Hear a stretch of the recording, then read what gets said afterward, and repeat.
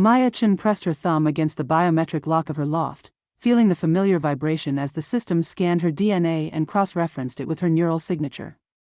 The door slid open with a whisper of pressurized air, revealing her workspace, a converted industrial loft in the old quarter, where buildings still had brick and mortar instead of the self-healing smart concrete that dominated the rest of the city. Her augmented reality contact lenses flickered with notifications, but she blinked them away. She'd spent the last 14 hours on site at the Bellwether Theater, her hands covered in plaster dust from restoration work that couldn't be done by fabrication drones. And she wasn't in the mood for digital noise. The workspace smelled of old wood and linseed oil, scents that had become increasingly rare in 2089. Most people thought she was insane for working with her hands when neural-controlled fabricators could reproduce any architectural element in minutes. But they couldn't understand, that some things required human touch, human judgment, human soul. Her grandmother had taught her that. Her lenses pinged again, more insistent this time. A message from Aunt Patricia, marked urgent with a red priority flag that probably cost 50 credits just to send. Maya sighed and allowed the holographic text to materialize in her field of vision. Family gathering. Saturday. 7 p.m. sharp. The Skyline Estate. Estate matters require discussion. Appropriate attire expected. Maya's jaw tightened. Appropriate attire. That meant expensive, branded, digitally enhanced, everything she deliberately rejected when she'd walked away from the family's real estate development empire 5 years ago. Patricia's estate sat in the Platinum Towers district, where every surface was a smart screen and even the air was filtered through scent programming systems. The kind of place where your social credit score was displayed in subtle ambient lighting, where handshakes were replaced by neural profile exchanges, where authenticity went to die. She dismissed the message and moved to her workbench, where the delicate plaster molding she'd spent the afternoon preserving sat under a UV protection field. Her fingers traced the ornate curves, work done by hand in 1923, before the automation revolution, before the neural renaissance, before people forgot that beauty could exist without algorithmic optimization. You know it's going to be an ambush, right?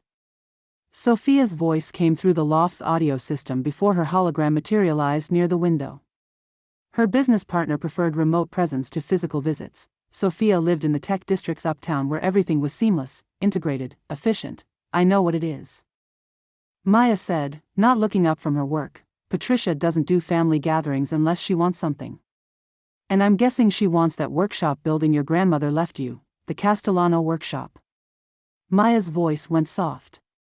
The building on Monroe Street was one of the last pre-automation structures in the city, a brick and iron masterpiece that Patricia saw as nothing more than undeveloped real estate in a rapidly gentrifying district. Sophia's hologram moved closer, her projection so realistic that Maya could almost forget her friend was actually 12 miles away in her neural immersion pod. You can't let her pressure you into selling. I won't. But even as Maya said it, she felt the familiar weight of family obligation pressing down. Patricia had raised her social credit score to elite platinum through decades of ruthless development deals. In the current economy, where your neural profile and social standing determined everything from housing options to medical care access, going against Patricia meant risking everything. What are you going to wear to this execution? Sophia asked, her tone deliberately light. Maya moved to her closet, actual physical clothes, not the haptic illusion garments that most people wore through neural projection. She pulled out a vintage blazer from 1962, real Dior, the kind of craftsmanship that no fabricator could replicate. Armor. Saturday arrived with the kind of aggressive cheerfulness that only algorithmically optimized weather could provide.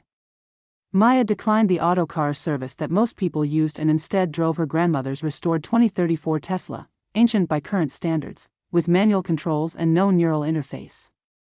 The drive from the old quarter to the Platinum Towers took 40 minutes, each mile marking a transition from the tangible to the virtual, from the authentic to the curated. Patricia's estate occupied the 97th floor of the Castellano Tower, ironic, given that the tower had been built on land where her grandmother's original workshop had stood before Patricia had it demolished 30 years ago.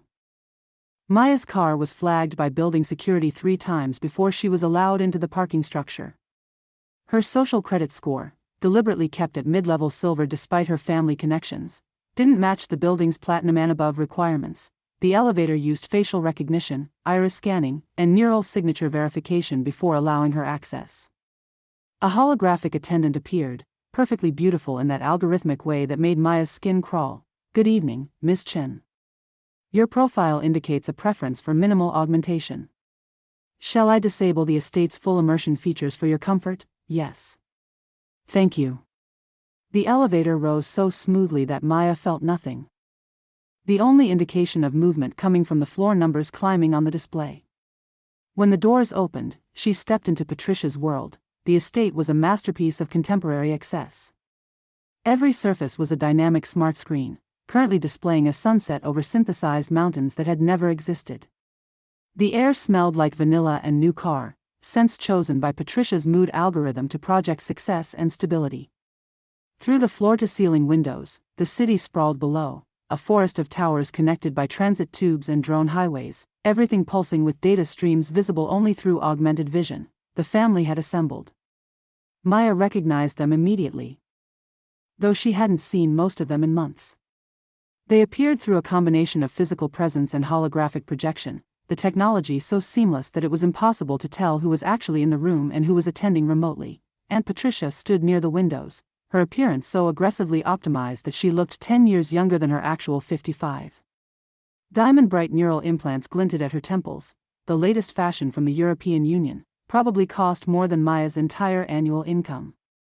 Her dress was a holographic projection that shifted colors based on the ambient lighting, a garment that existed only in digital space but looked more real than reality. "Maya, darling." Patricia's smile was perfectly calibrated, her emotional display managed by the neural regulators that most wealthy people use to maintain constant optimal effect. "So glad you could make time for family." The subtext was clear in the way Patricia's gaze traveled over Maya's non-enhanced appearance, her vintage clothing, her deliberate rejection of status signaling technology. "They don't think you're busy with anything important." Uncle Richard materialized nearby. His hologram indicated he was attending from Singapore, where he managed Patricia's international development portfolio. Once he'd been an architect with dreams, but decades of managing Patricia's empire had hollowed him out. Maya could see it in his eyes, even through the holographic projection. Cousin Brandon stood by the bar, actually present, not a projection. At 32, he was everything Patricia had groomed him to be, senior partner at Morrison Chen, the city's most prestigious corporate law firm, his neural profile optimized for charisma and authority. His fiancée Tiffany orbited nearby, her social media feeds visible as a subtle shimmer in the air around her. She had 500,000 followers who watched her life in real time through her neural cast feed, Maya. Tiffany's voice had that particular brightness that came from constant audience awareness. "I love your jacket. Vintage is so brave right now." Very retro-authentic aesthetic. Cousin Vivian didn't look up from her multiple holographic displays, financial data streaming in real time, her attention split between the gathering and whatever markets she was currently playing.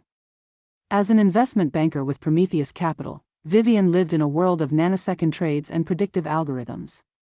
She'd had her empathy regulators adjusted to 0 years ago, claiming emotional response was an inefficiency she couldn't afford. Maya's mother Lynn appeared last, her hologram tentative. She was attending from her meditation retreat in New Zealand, where she'd been trying to find balance for the past 6 months. The retreat was Patricia's idea, a gentle exile for the sister who'd never quite lived up to family standards. "Baby," Lynn's voice carried genuine warmth, even through the holographic distance. "You look beautiful." Before Maya could respond, the ambient lighting shifted, drawing attention to a figure emerging from Patricia's private study. The room's energy changed immediately. Even Vivian looked up from her displays. The man was tall, probably late 30s, dressed in a way that suggested both immense wealth and complete indifference to current fashion algorithms. His suit was actual fabric, probably Italian, definitely custom, the kind of thing that cost more than most people's annual income simply because it was real. No holographic enhancements, no dynamic elements, no neural interfaces visible.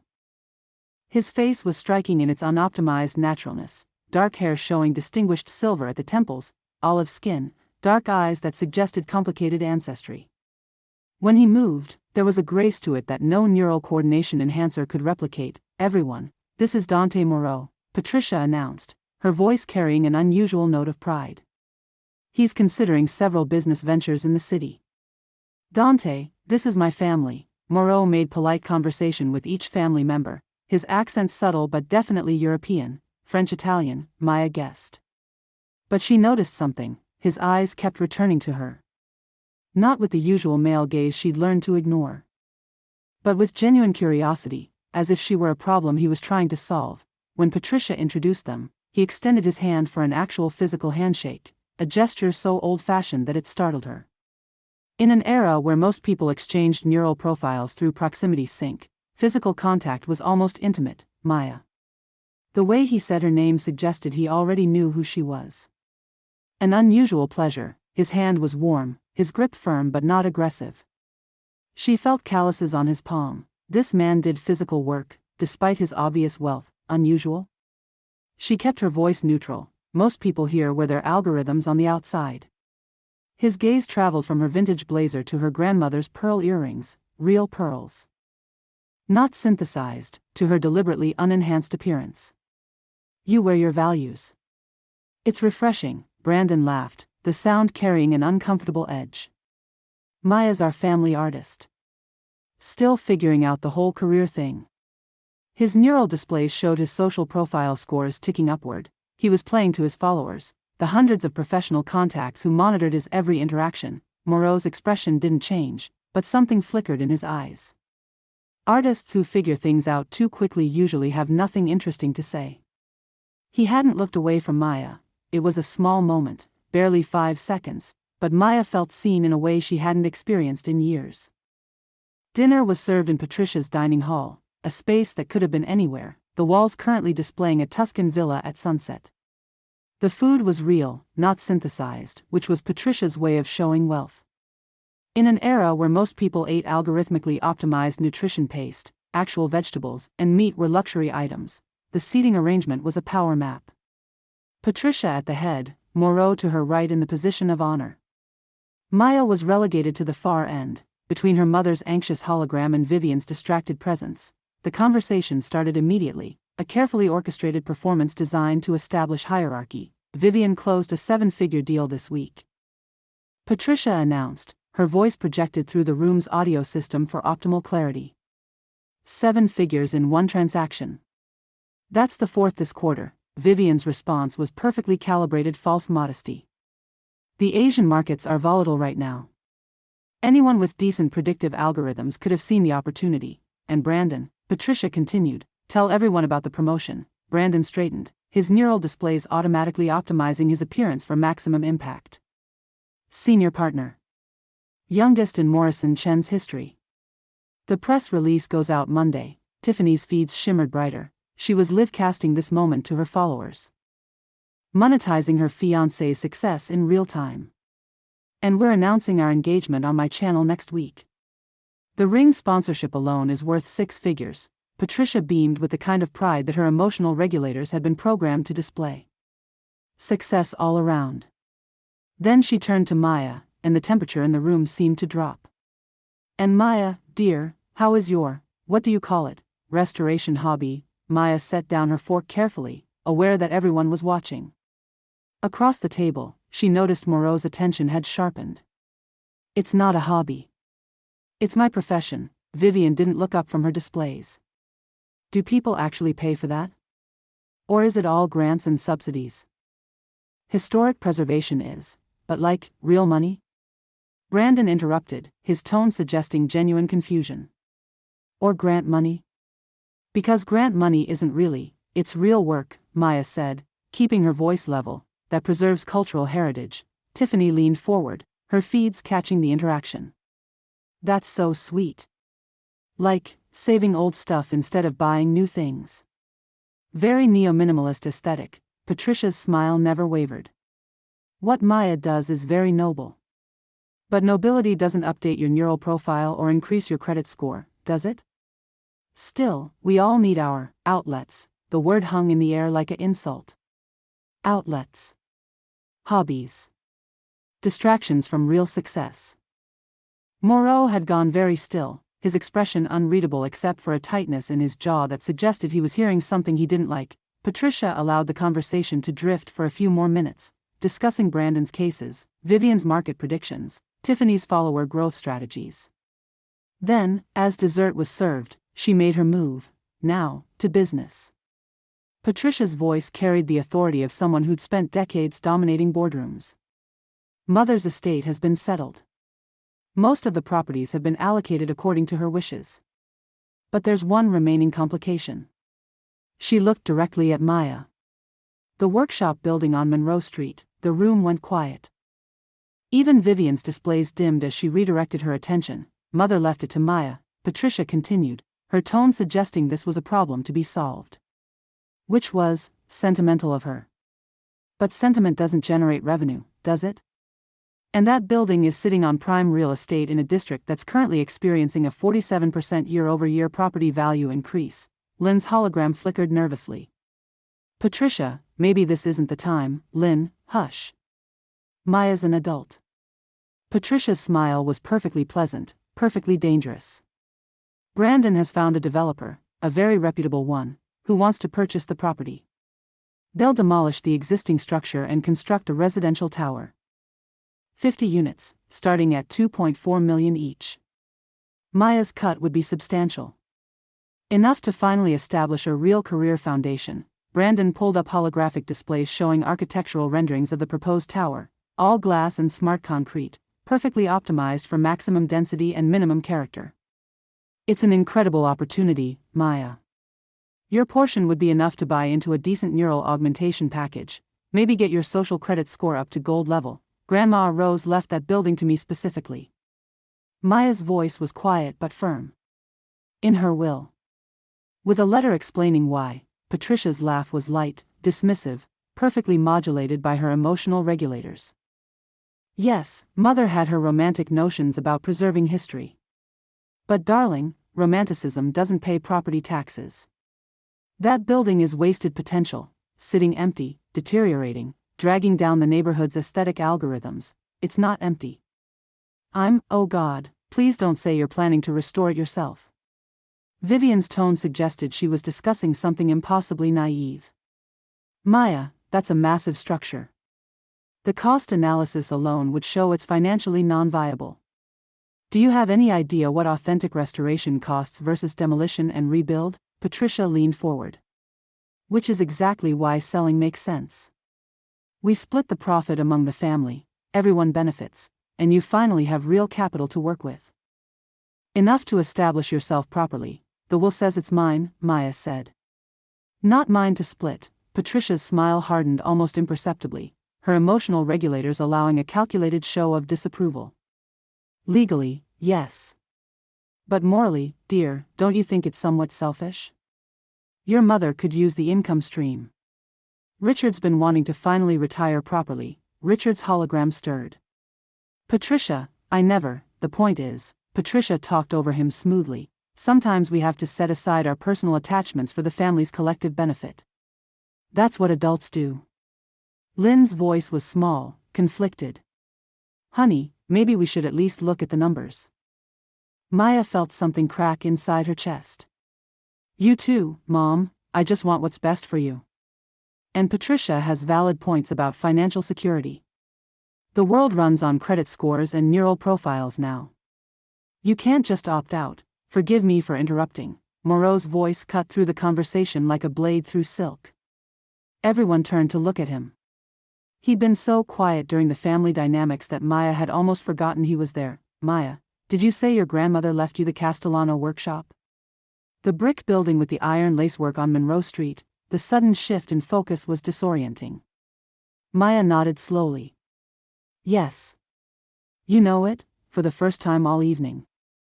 Genuine emotion crossed Moreau's face, excitement, hunger, something almost predatory. Know it? He actually laughed. Bella, I've been trying to find the owner for 6 months. Patricia's confusion was evident even through her emotional regulators. 6 months? Why would you? But Moreau wasn't looking at her. His entire attention was focused on Maya, and the intensity of it made her pulse quicken. That building is one of only 3 remaining examples of pre-automation industrial architecture in this condition in the entire North American sector. The brickwork, the original timber framing, the iron details. He leaned forward. It's a masterpiece. I've had my acquisition team working with the Historical Preservation Alliance to identify the owner because I needed permission to include it in a very specific project. Brandon's neural displays were flickering with confusion. What kind of project? Moreau's smile was slow, dangerous. The kind that doesn't involve demolition. The energy in the room shifted fundamentally. Patricia's careful orchestration had been disrupted by a variable she hadn't anticipated. When you walked in tonight, Moreau continued, still speaking directly to Maya, I noticed something immediately. Maya's throat felt tight. What? You understand the difference between cost and value? His gaze traveled over her vintage blazer with what looked like appreciation. That jacket, 1960s Dior, if I'm not mistaken. Not because you can't afford current fashion algorithms, but because you recognize craftsmanship that no fabricator can replicate. 1962, Maya managed, even better. His smile deepened. And those pearls, they're not just accessories. They mean something. Maya touched her grandmother's earrings unconsciously. They were hers, of course they were. Moreau shook his head, something like wonder in his expression. You know what I thought when I saw you? I thought, she understands that beauty doesn't announce itself, it reveals itself slowly, to those patient enough to look. But I had no idea, he actually laughed. I had no idea I was sitting across from the woman who's been making me chase ghosts across 2 continents. Vivian's displays had gone completely still, a rare sign of her full attention. I don't understand. What do you mean, chase ghosts? Moreau finally looked at someone other than Maya. Your grandmother, Rose Castellano, was extraordinarily careful about privacy. The property records listed only a trust structure. No contact information, no neural profiles, nothing digital. I've had my research team searching property databases and historical records for months, trying to identify the heir. Your research team? Brandon's voice carried an edge of insecurity. Patricia had gone very still, her emotional regulators working overtime to maintain her composure. Dante, I don't think you've actually explained what you do. Moreau reached into his jacket, real fabric. Maya noticed again, not holographic projection, and pulled out a business card. An actual physical card, made of what looked like recycled paper. He slid it across the table to Maya. She picked it up, read it, and felt the world tilt slightly. Moreau Heritage Properties, she read aloud. You're the Moreau Heritage. His smile suggested he was pleased she recognized the name. You're familiar with the firm? Maya's hands had started trembling. You restored the Teatro Olimpico in Vicenza. And the Grand Palais Integration Project in Brussels. Your work on preserving the Amsterdam Pre-Automation District won the International Heritage Award. You follow preservation architecture. I don't just follow it. Maya stopped, suddenly aware that she was revealing something she'd kept carefully hidden. 3 months ago, I submitted a proposal to the Global Historic Trust. For the Castellano workshop. A plan to convert it into a working preservation training center, classrooms, apprenticeship programs, community workshops, public access.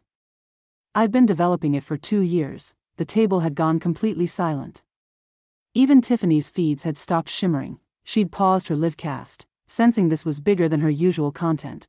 Patricia forced a laugh, her regulators working to maintain casual dismissiveness. Maya, that's very ambitious, but surely you don't think such a proposal would be seriously. Your proposal was shortlisted for the Continental Heritage Initiative grant. Moreau's voice cut through Patricia's like a hot knife through synthetic butter. Maya stared at him. What? Out of 847 applications across North America, yours was one of 12 shortlisted. He pulled out his phone, an actual device, not neural interface, and slid it across to her. And of those 12, yours was the only one that made me cross an ocean to discuss in person. The silence that followed was absolute. Maya could hear her own heartbeat, could feel the weight of every eye in the room. Wait, Brandon said finally. What? Moreau's attention remained fixed on Maya. I've been reviewing heritage proposals for 15 years, Bella.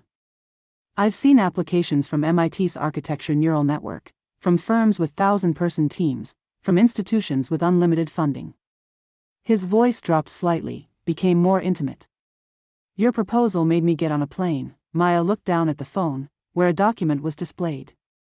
Her hands shook as she read the header, Preliminary Contract Agreement, Continental Heritage Initiative Grant, Vivian snatched the phone, her neural displays lighting up as she processed the information. Her face, usually carefully controlled, went slack with shock. $40 million, Maya's hands trembled as she stared at the holographic contract floating above Moreau's phone. $40 million. The number seemed absurd, impossible, a glitch in reality's code. She was aware of every eye in the room locked on her, could feel the weight of their attention like physical pressure against her skin. Her augmented contact lenses wanted to overlay data analysis, probability calculations, risk assessments, but she blinked the functions away. This moment required human judgment, not algorithmic assistance. "I need air," she heard herself say, her voice sounding distant even to her own ears. She stood, her chair scraping against Patricia's smart floor with a sound that seemed too loud in the sudden silence. Without looking at anyone, she walked toward the terrace doors. Her legs somehow carrying her forward despite the sensation that the floor had become unstable beneath her feet. The doors recognized her biosignature and slid open with a whisper of pressurized air. The terrace was a miracle of engineering, a cantilevered platform extending from the 97th floor with no visible supports, just transparent aluminum barriers and the dizzying drop below. The city sprawled in every direction, a forest of illuminated towers connected by transit tubes that pulsed with light as automated vehicles rushed through them. Drone highways crisscrossed the sky in carefully regulated patterns, their navigation lights creating constellations of artificial stars. Somewhere in the distance, a weather control system was dispersing clouds, ensuring optimal atmospheric conditions for the Platinum District. Maya gripped the barrier, feeling the slight vibration of the building's structural dampening system compensating for wind loads. The aluminum was warm under her palms, temperature regulated, of course. Everything in Patricia's world was controlled, optimized, perfect. Nothing was allowed to be messy or uncertain or real. She heard the terrace doors open behind her but didn't turn around. She knew it was Moreau, could sense him in the way the air seemed to shift, the way her awareness suddenly sharpened despite her emotional turbulence. "You ambushed me," she said, still not turning around. Her voice came out rougher than she intended. "I provided context." His accent was more pronounced now, suggesting that maybe his careful composure was slipping too. Maya finally turned to face him, anger and confusion and something else, something dangerous, churning in her chest. "In front of my family. You humiliated them." Moreau moved closer, stopping just outside her personal space. In the city's reflected light, his features were sharp, angular, difficult to read. "They were attempting to humiliate you." "I simply corrected the record." "Why?" The question burst out of her, raw and honest. "You don't know me. You could have called. Send a message through proper channels, set up a professional meeting. I could have." He leaned against the barrier, close enough now that she could smell his cologne, something subtle and expensive that probably cost more than her monthly rent. Not the algorithmic scent profiles that most people used, but something chosen, something real. "But then I did my research and learned that tonight your family was planning to pressure you into selling the one thing your grandmother trusted you to protect. And I thought," his jaw tightened, a muscle jumping beneath his skin. "I thought perhaps you could use someone in your corner. You don't even know if I'm qualified for this. The proposal could be." "Don't do that." His voice went sharp, cutting. Maya blinked, startled by the sudden intensity. "Do what?" "Diminish yourself because they've spent years teaching you to." He stepped closer, and Maya's breath caught. "Your proposal was brilliant. Your restoration work on the Bellwether Theater set new standards for adaptive reuse in pre-automation structures. Your research paper on non-invasive structural assessment has been cited by the Smithsonian. And your vision for community integration in historic preservation is exactly what the field needs. Another step. So don't insult my professional judgment by pretending you're not exactly as impressive as you are." The conviction in his voice stole Maya's breath. She wasn't used to being defended, especially not by someone like him, someone who moved through the world with the kind of effortless authority that came from never having to prove his worth. "They're going to hate me now," she said softly, the reality of what had just happened beginning to sink in. "Patricia's going to. They already didn't see you." Moreau's voice was gentler now. "Now at least they can't ignore you. That's not the same as being loved." Something vulnerable flickered across his face, there and gone so quickly she might have imagined it. "No. But sometimes being seen is more important than being loved. Maya studied him in the reflected city light, seeing him clearly for the first time. There were lines at the corners of his eyes that suggested he smiled often, but also deeper ones that spoke of stress, of pressure, of burdens carried. His hands, where they rested on the barrier, showed calluses that no amount of wealth could erase.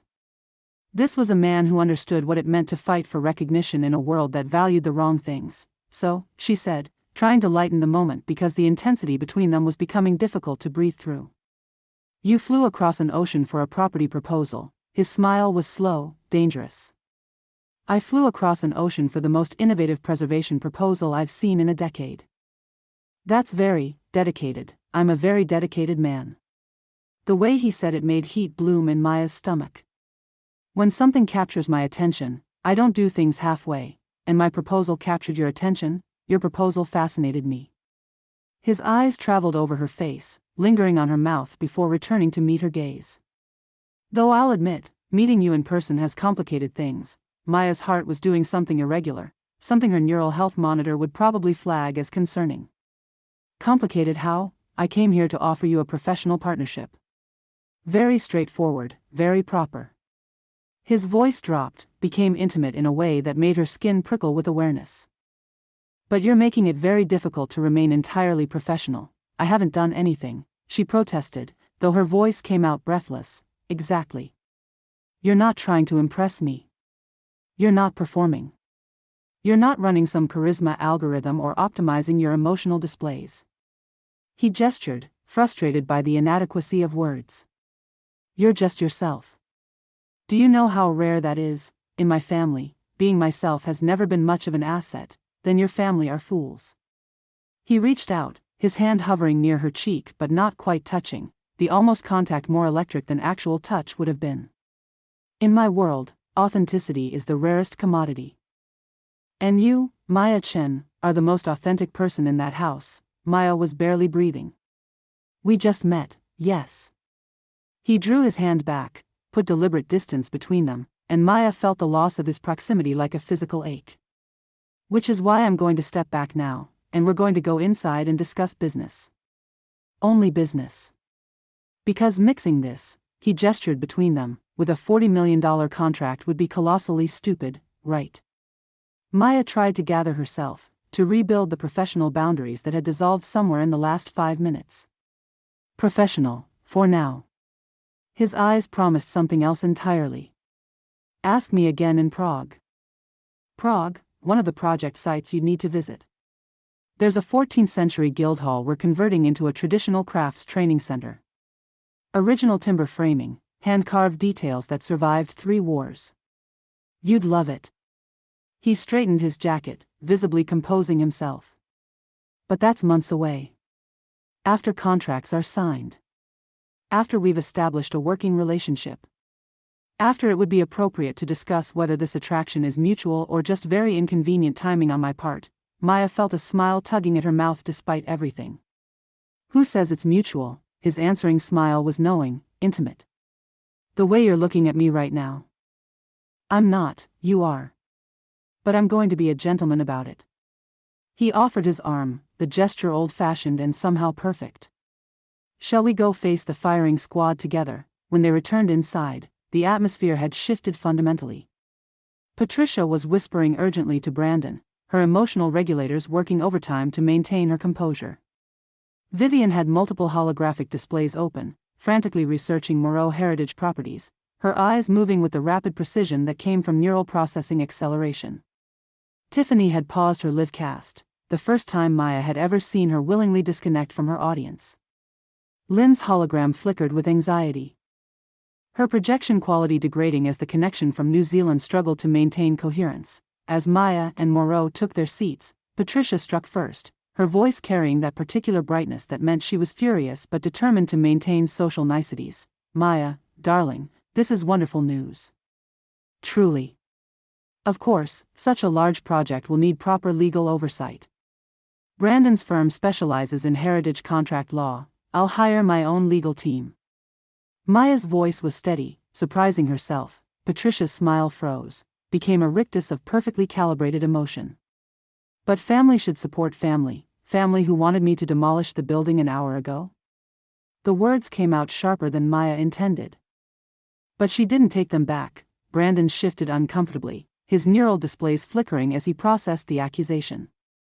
Maya, that was before we understood the full scope of what you'd accomplished. If you'd known it was worth $40 million, you would have listened? Maya leaned forward, years of suppressed frustration finally finding voice. But when it was just important to me, when it was just my passion and my work and my dreams, it was a hobby? It was something to be mocked at family dinners. The silence that followed was absolute. Even the ambient sound system seemed to hold its breath.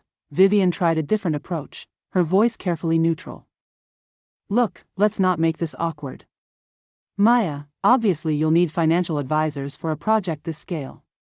I have connections at Prometheus Capital who specialize in heritage fund management. I'll make my own connections. Vivian, Moreau spoke quietly, his voice meant only for Maya.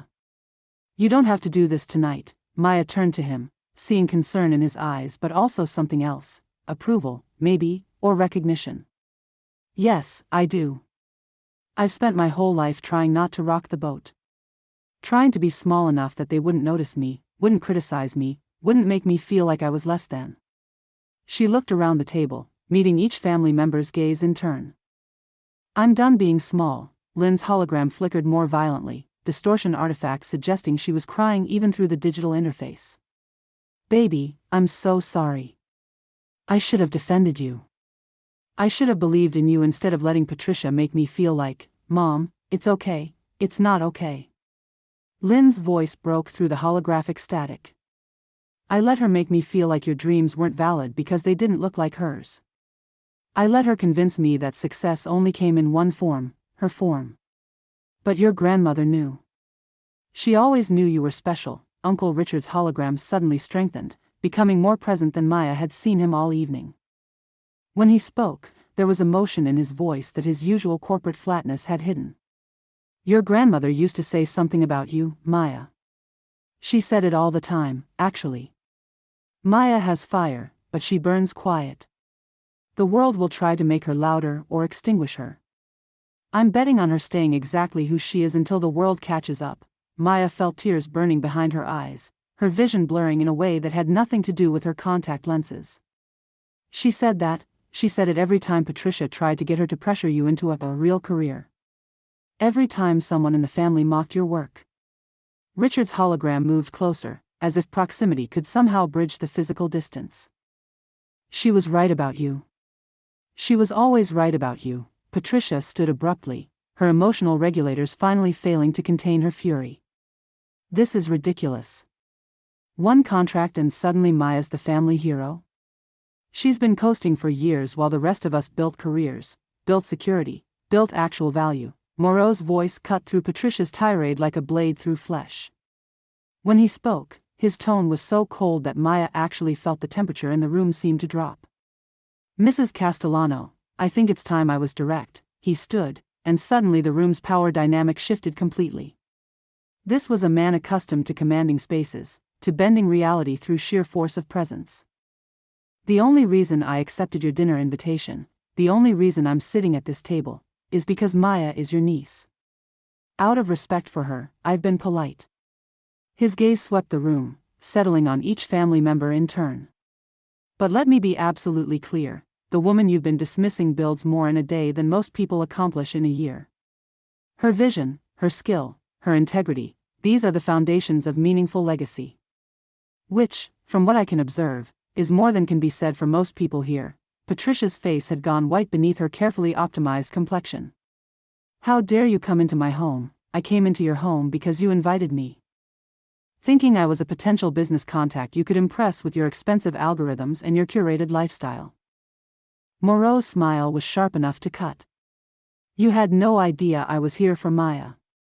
And the fact that you can't see her value even now, even after everything I've explained, tells me everything I need to know about your judgment. Richard's hologram moved, and when he spoke, his voice carried an authority Maya had never heard from him before. He's right, Patricia. Patricia whirled on her husband, fury overriding decades of careful emotional control. Excuse me, he's right. We've been terrible to Maya. You've been terrible to Maya. Richard's projection flickered but held firm. Because she reminds you of Rose. Because you spent your whole life competing with your mother instead of learning from her. Because she had something you could never buy or optimize or algorithmically enhance. She had authenticity. I don't have to listen to this. Yes, you do. For once, you do. Richard turned his attention to Maya, and she saw tears in his holographic eyes. Your grandmother would be so proud of you. Not because of the money or the contract, but because you stayed true to what matters. You built something real in a world that's forgotten what real means. Brandon stood abruptly, his neural displays going dark as he deliberately shut them down. Maya, I've been an ass. For years. I thought, he struggled, and used to this kind of honesty. I thought my job was more important because it paid more. Because it came with status updates and social credit boosts. That was stupid. Your work actually matters. It lasts. Maya stared at her cousin, seeing him clearly for perhaps the first time. Beneath the optimization and the augmentation and the carefully cultivated success, Brandon looked exhausted. Hollowed out. When Moreau mentioned the Bellwether Theater, I looked it up, Brandon continued. You saved that building. It was scheduled for demolition, and you convinced the city to preserve it. Now it's a community center. Kids take field trips there. They learn about history, about craftsmanship, about building things that matter. He swallowed hard. That's more than I've ever done. More than I'll probably ever do. Tiffany surprised everyone by speaking, her voice absent its usual performative brightness. When we got engaged, I told Brandon I wanted him to be more like you. More passionate about something real. I just didn't know how to say it without it sounding weird or like I was insulting him. Vivian's displays finally went dark, all of them simultaneously. She looked at Maya with something that might have been respect. I just sent your Preservation Journal article to my managing director. She oversees our cultural investment portfolio. We fund projects that have long-term social value. She wants to know if you're looking for additional backing beyond the Continental Heritage Grant. Maya felt dizzy, overwhelmed by the sudden reversal. I don't understand. What changed? You did, Vivian said simply. Or maybe we finally saw you clearly. I'm good at what I do, Maya. I know value when I see it. She struggled with the admission. I didn't want to see it in you because then I'd have to admit I'd been chasing the wrong kind of success. That all my optimization and augmentation and neural enhancement has just been making me better at something that doesn't actually matter. Moreau cleared his throat, bringing the room's attention back to practical matters. Perhaps we should discuss the actual project now. He produced a tablet from his jacket, actual hardware. Not holographic projection, and spread architectural drawings across Patricia's dining table. The images were beautiful, detailed renderings that showed the Castellano workshop transformed but recognizable, its historic character preserved while new function breathed life into the old bones. As he explained the scope, even Patricia leaned in despite herself, drawn by the sheer ambition of the vision. The Castellano workshop becomes the anchor site, Moreau said, his finger tracing paths through the drawings. Year 1 focuses on structural stabilization and comprehensive historical documentation. We can't restore what we don't understand.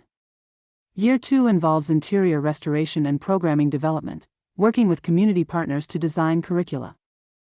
Establish apprenticeship frameworks. Year 3 launches the actual programs. Years 4 and 5 focus on expansion and systematic evaluation. Maya studied the drawings with increasing wonder. You've already developed detailed restoration plans, preliminary only. I would never presume to override the owner's vision. Moreau looked at her, something warm in his expression. These are suggestions based on the building's current condition and historical integrity. But you know the structure better than anyone.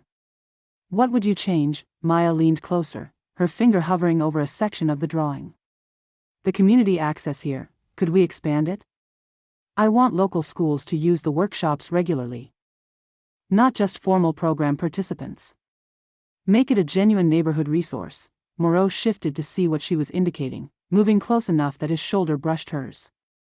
Maya was suddenly, acutely aware of his proximity, the warmth of him, the subtle scent of his cologne, the way his breath stirred her hair when he spoke, easily accommodated.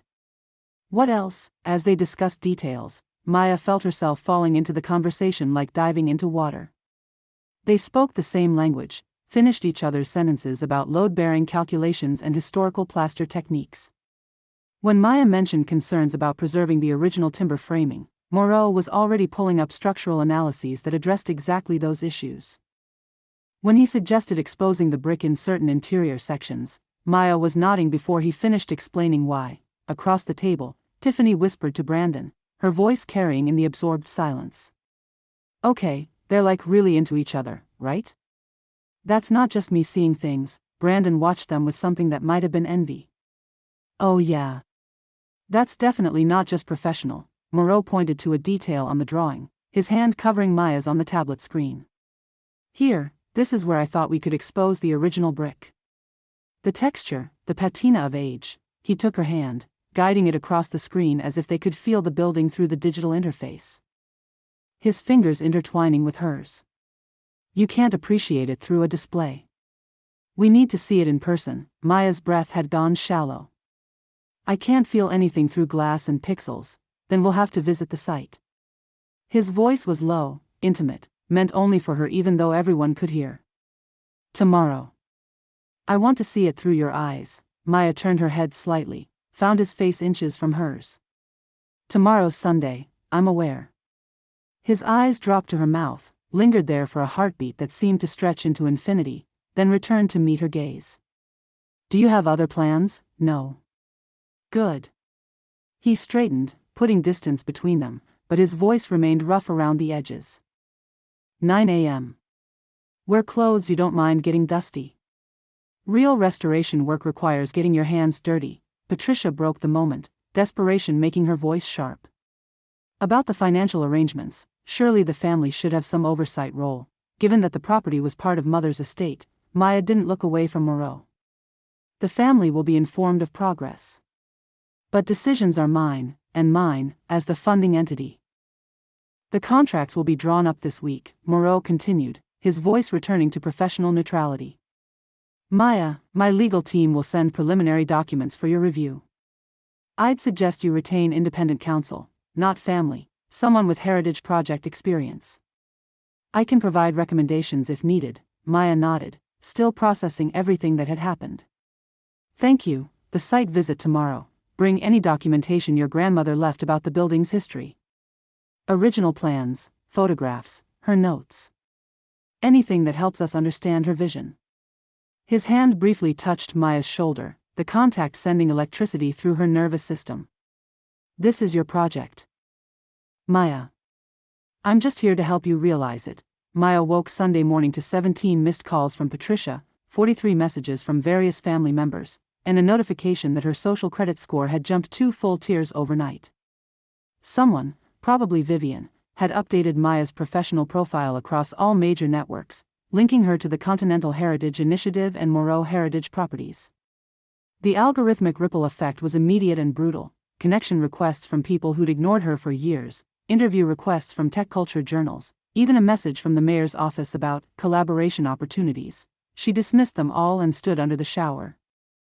Letting actual water, not sonic waves or molecular cleansing fields, wash away the residue of last night's emotional warfare. Her hands were steady now, though they'd shaken for an hour after she'd finally gotten home. The weight of what had happened, what was about to happen, pressed against her chest like atmospheric pressure. 9 a.m. Wear clothes you don't mind getting dusty. She dressed in her usual work gear, cargo pants with actual pockets, a long-sleeved shirt that had seen better days, her grandmother's old work boots that she'd had resold 3 times. No neural interfaces, no smart fabric, nothing that would ping location data or broadcast her biometrics to anyone monitoring the networks. Just her, analog and authentic. The Castellano workshop sat in what used to be called the Monroe Street District, before the automation revolution had transformed most of the city into smart concrete towers and neural integrated infrastructure. Here, buildings still had bones made of brick and mortar, windows made of actual glass, doors that required physical keys. The neighborhood had been slated for demolition a dozen times, saved each time by preservation advocates and bureaucratic inertia. Now it sat in a strange liminal space, too historic to destroy, too valuable to ignore, waiting for someone to decide its fate. Maya's grandmother had bought the workshop building in 2041. Back when old quarter real estate was considered worthless. She'd used it as her base of operations, teaching traditional craftsmanship to anyone willing to learn, building a community of artisans and dreamers who valued making things with their hands. When Rose had died 6 months ago, the building had passed to Maya along with a letter that Maya still kept folded in her wallet, its edges soft from repeated reading. "The world will tell you this building is just bricks and mortar," Rose had written in her careful script. "They'll calculate its value in square footage and market rates. But you know better. You've always known better. This building is a promise that beauty and craft and authentic work still matter. Don't let them convince you otherwise." Maya pulled up to the workshop at 8:45, deliberately early. She wanted time alone with the building before Moreau arrived, needed to ground herself in the physical reality of what she was about to undertake. The morning sun hit the brick facade at an angle that made it glow copper red, highlighting the iron lacework that decorated the upper floors, handcrafted details that no fabrication drone could replicate. She pressed her thumb against the biometric lock she'd installed last year, one concession to modern security, and heard the mechanism click open. The door was original, solid oak that had survived 80 years of weather and neglect. It swung inward with a groan that echoed through the empty space beyond. Inside, the workshop still smelled like her grandmother, sawdust and linseed oil, old paper and ambition. Sunlight streamed through the tall windows, illuminating dust motes that danced in the air like tiny stars. The main floor was a vast open space, the original factory layout preserved, exposed timber beams overhead, brick walls showing their age in beautiful ways, concrete floors worn smooth by decades of footsteps. Her grandmother's workbenches still lined the walls, covered in tools and half-finished projects that Maya hadn't had the heart to move. She walked through the space slowly, her footsteps echoing, trailing her fingers along the rough brick. This building had survived the automation revolution, the neural renaissance, 3 economic collapses and 2 pandemics. It had housed workers who'd made things with their hands when the world had decided human craftsmanship was obsolete. It had been a refuge for people like Maya, people who believed that not everything worth doing could be optimized by algorithms. "It's magnificent." Maya spun around. Moreau stood in the doorway, backlit by morning sun so that for a moment he was just a silhouette, all clean lines and elegant proportions. He'd dressed down, relatively speaking, in dark jeans and a simple shirt, though even his casual clothes probably cost more than Maya's entire wardrobe.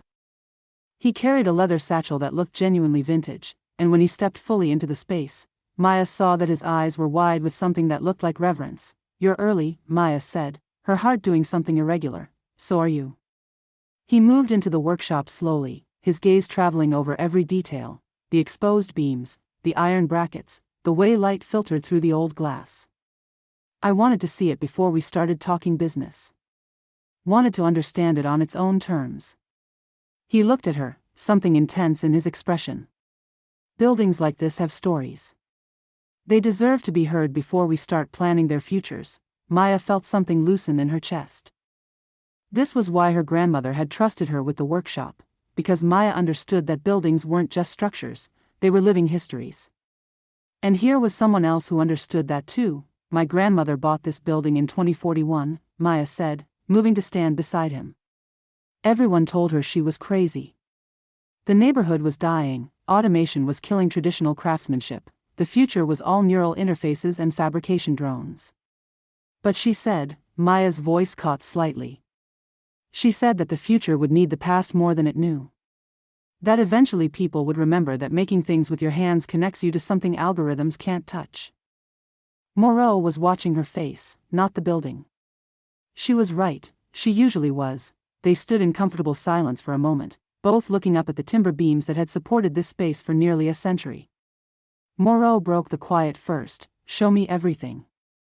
I want to see it through your eyes." For the next hour, Maya led him through the building, explaining its history, its quirks, its possibilities. She showed him the original timber framing, still structurally sound despite its age. The brick walls with their imperfect mortar, bearing the marks of the masons who'd built them by hand. The iron details that demonstrated a level of craftsmanship that modern fabricators couldn't replicate, each piece unique. Slightly different, bearing the signature of human touch. Moreau asked intelligent questions, took notes in an actual paper notebook, ran his hands over surfaces with the careful attention of someone who genuinely understood materials. When Maya explained her vision for converting the space, preserving its industrial character while making it functional for modern education, he listened without interrupting, nodding occasionally, his expression thoughtful. "The upper floors," Maya said as they climbed the original staircase, their footsteps echoing on iron treads. "I want them to be workshop spaces. Different crafts in each area: woodworking, metalwork, masonry, plaster restoration. Students would rotate through, learning traditional techniques from master craftspeople, and the ground floor, community space. Open to the public. Let people see the work happening, understand that craft isn't just history, it's living practice." Maya pushed open the door to the second floor, revealing another vast space filled with light. "My grandmother believed that the death of craftsmanship wasn't about technology making it obsolete. It was about disconnecting making from meaning. She wanted to teach people that working with your hands connects you to something essential." Moreau moved to the windows, looking out over the neighborhood, old buildings interspersed with newer construction. The city's past and future existing in uneasy proximity. "In Europe, we never lost this connection entirely. But we're losing it now. The neural renaissance made everyone believe that physical skill was primitive, that augmented thinking was superior to embodied knowledge." He turned back to Maya. "Your grandmother understood something that most people have forgotten, that making things changes you in ways that algorithms can't predict or replicate. That's exactly what she said. Then she and I would have gotten along well." His smile was warm, genuine. "Show me the basement. That's where the real structural challenges will be." The basement was accessed through a narrow staircase that descended into cool darkness. Maya activated the temporary lighting she'd installed, simple LED strips, nothing fancy, and the space gradually revealed itself. Original foundation work, brick and stone, showing water damage in places but fundamentally sound. The timber floor joists overhead were massive, hand-hewn beams that had supported the building for generations. Moreau moved through the space carefully, examining foundation walls, testing timber with careful pressure, his movements precise and knowledgeable. Maya watched him work, fascinated by the way he approached the building, not as a problem to be solved but as a living thing to be understood. "The water damage here," he said, pointing to discoloration on the brick. "When did this occur?" "Last winter. The city's underground transit expansion caused temporary flooding in the whole district.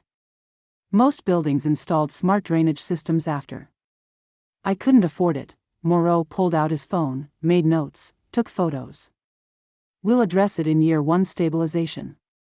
The foundation is remarkably sound otherwise. Your grandmother maintained it well. She said if you take care of a building, it takes care of you." Another thing she was right about.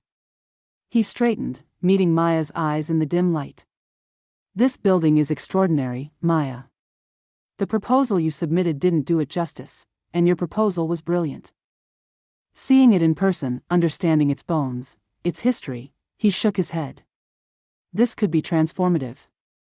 Not just for the preservation field, but for how we think about education, community, authentic skill in a world that's forgotten what authentic means."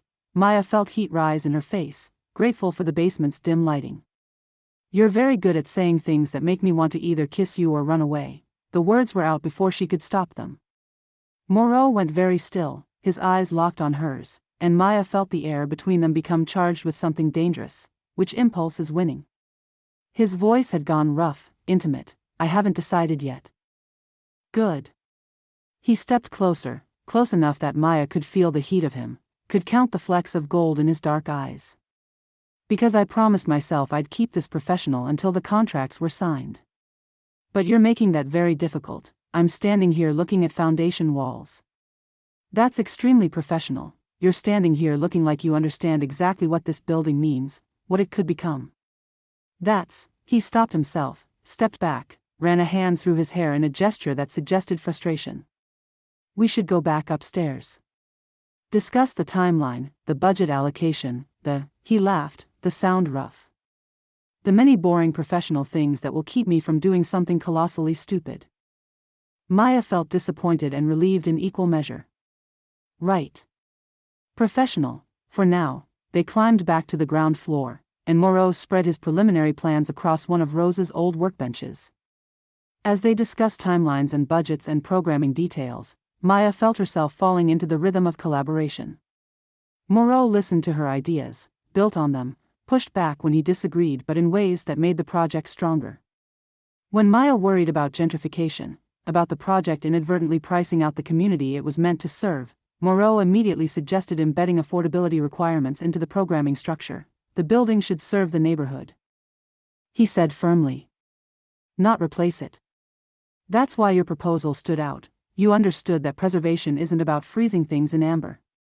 It's about helping them evolve while maintaining their essential character. They were deep in discussion about apprenticeship structures when Maya's phone buzzed insistently.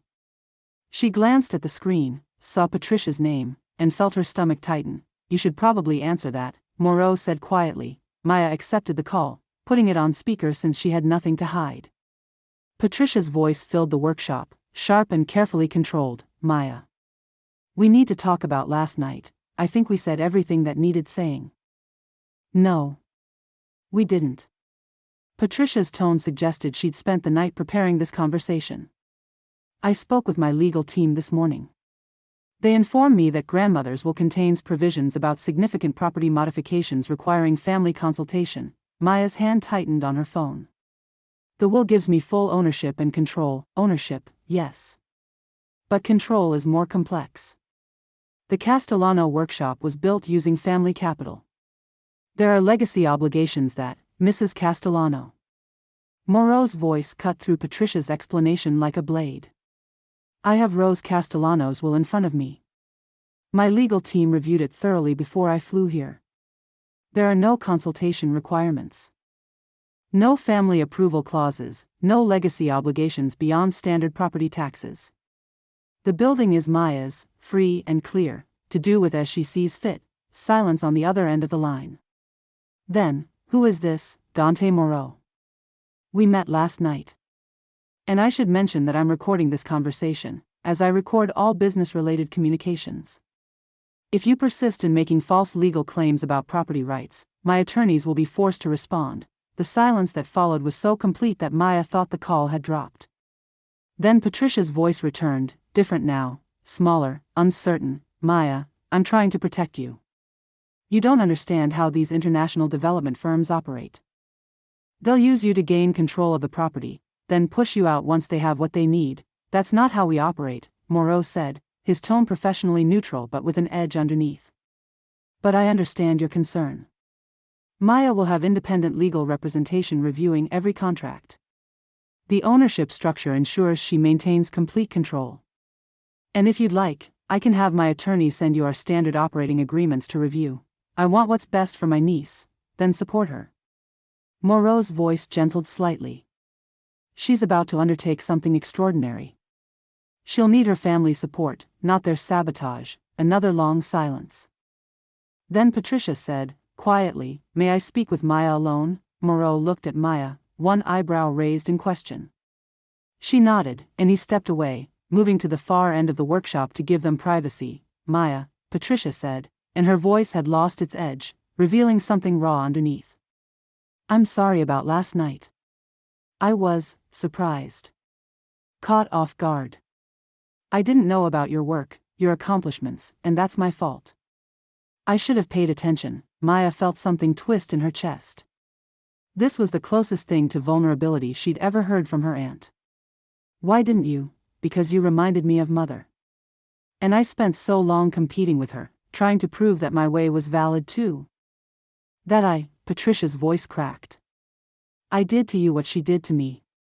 Made you feel like your path wasn't good enough. Grandma never made you feel that way, Maya said quietly.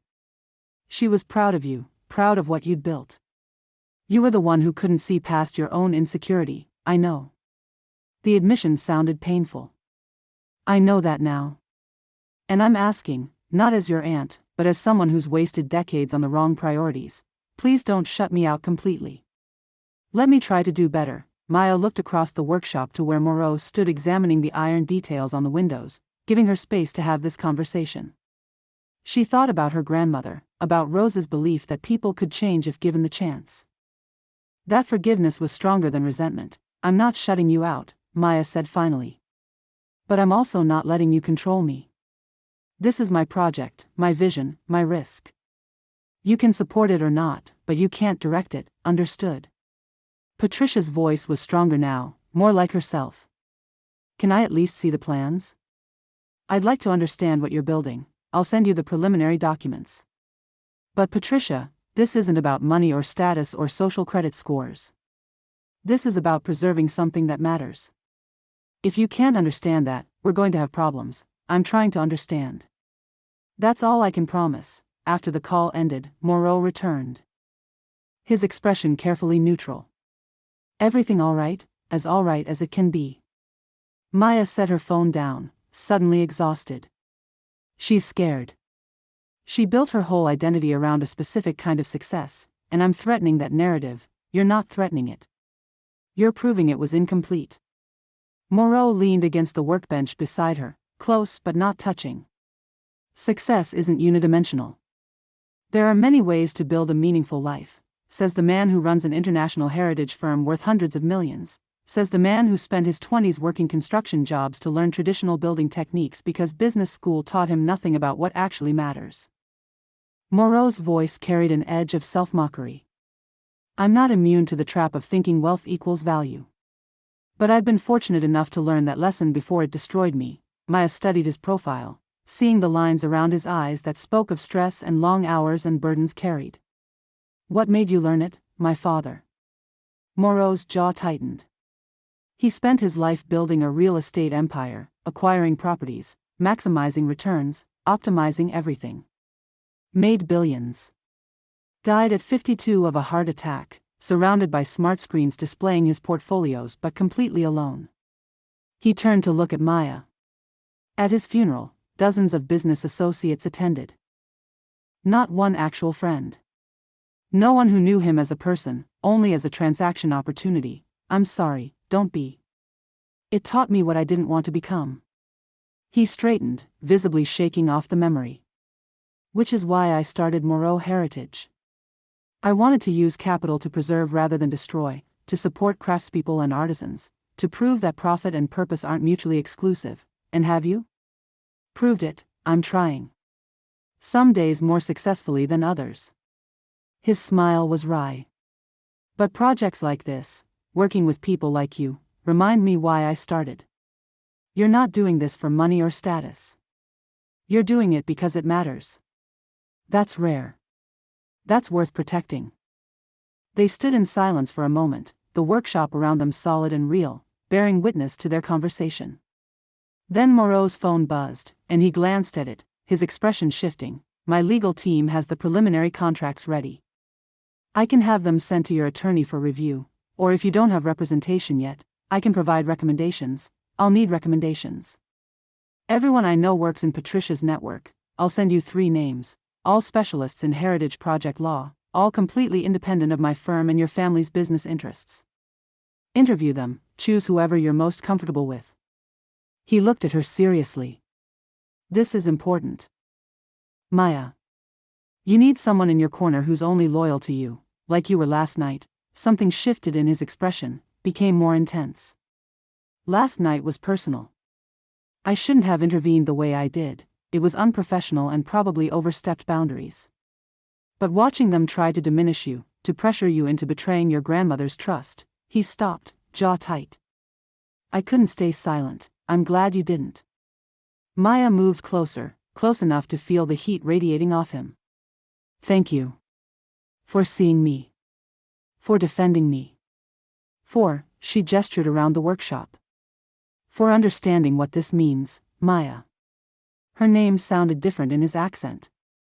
Intimate and careful. We should maintain professional distance until the contracts are finalized. But I want you to know, he reached out, his hand hovering near her face without quite touching, the almost contact more electric than actual touch would have been. I want you to know that my interest in this project, in you, goes beyond professional appreciation. And once we're on solid legal ground, once there's no question of impropriety, I'd very much like to explore what this is between us. Maya's heart hammered against her ribs. What if I don't want to wait? Then you're going to make the next few weeks incredibly difficult for me. His smile was pained. But I'm going to be disciplined about this because I respect you too much to let anyone question whether this project was compromised by personal involvement. That's very principled, it's self-preservation. If we move too fast and something goes wrong, it could destroy everything, the project, your reputation, the funding, all of it. He finally stepped back, putting necessary distance between them. I'm not willing to risk that. You've worked too hard, and this matters too much. Maya knew he was right, hated that he was right, appreciated his integrity even as she wanted to ignore it entirely. Fine. Professional distance. Until Prague, until Prague. His eyes promised things that made her skin flush. Which gives you several months to decide if you actually want to spend extended time with someone as irritating as I apparently am. You're not irritating. You're just inconveniently principled. I'll take that as a compliment. He gathered his papers, preparing to leave. I'll send you those attorney recommendations today. Schedule meetings with all three, choose whoever feels right. My legal team will coordinate with yours once you've made a selection. When does the actual work start, officially? After contracts are signed and funding is transferred, probably 6 to 8 weeks. Unofficially? He gestured around the workshop. It's already started. This building has been waiting for someone who understands it. Now it has you. After Moreau left, Maya stayed in the workshop for another hour, sitting on her grandmother's old stool. Surrounded by tools and memories and possibilities. Her phone buzzed constantly, messages from family members, interview requests, connection invitations from people who'd ignored her for years. She turned it off entirely, needing silence, needing to process everything that had happened in the last 24 hours. Her life had changed fundamentally. There was no going back to the quiet anonymity she'd maintained for years, no returning to the comfortable invisibility of being the family disappointment. She'd been seen, been claimed, been pulled into a future that was simultaneously terrifying and exhilarating, and at the center of it all was a man who looked at her like she was the most fascinating thing he'd ever encountered. Who defended her to her family, who understood what she was trying to build and wanted to help her build it. A man who was probably going to break her heart or change her life or both. You'd like him, Grandma, Maya whispered to the empty workshop. He sees buildings the way you did. Sees me the way you did. The building creaked in response, old timber settling, brick expanding in the afternoon heat. Maya imagined her grandmother smiling, approving, trusting Maya to know what she was doing. She just hoped that trust wasn't misplaced.